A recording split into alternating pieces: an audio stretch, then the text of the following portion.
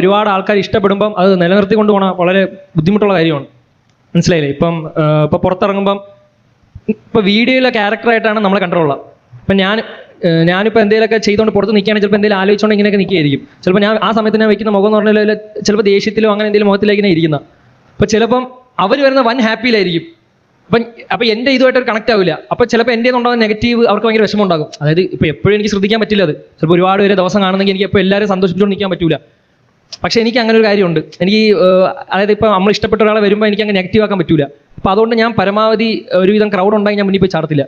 കാര്യം അവർ ഉദ്ദേശിക്കുന്ന മുഖമായിരിക്കും ചിലപ്പോൾ ഞാൻ വെക്കുന്ന.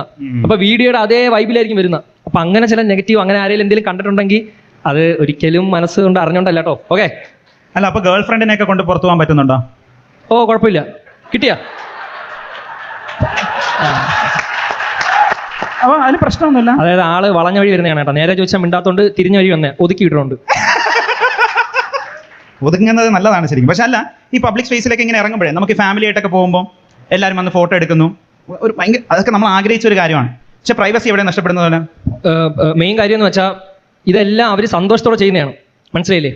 അത് മനസ്സിലാക്കുക. അതായത് ഇപ്പോൾ എന്നെ ഇഷ്ടം കൊണ്ടായിരിക്കും അവർ ഓടി വരുന്നത്. അപ്പോൾ അങ്ങനെ ഒരു സാഹചര്യം ഉണ്ടെങ്കിൽ ഇപ്പോൾ ഒരാളുണ്ടെങ്കിൽ എനിക്കറിയാം ഇപ്പോൾ ഞാൻ വേറെ മാനസികാവസ്ഥയിൽ ഇരിക്കുകയാണെങ്കിൽ അതിൻ്റെ ഇടയിൽ പോകരുത്. അപ്പം ഫോട്ടോ എടുക്കാൻ വരും, നമ്മൾ ഇഷ്ടം കൊണ്ട് പല കാര്യത്തിന് വരുമെന്ന് ഞാൻ ചിന്തിക്കണം.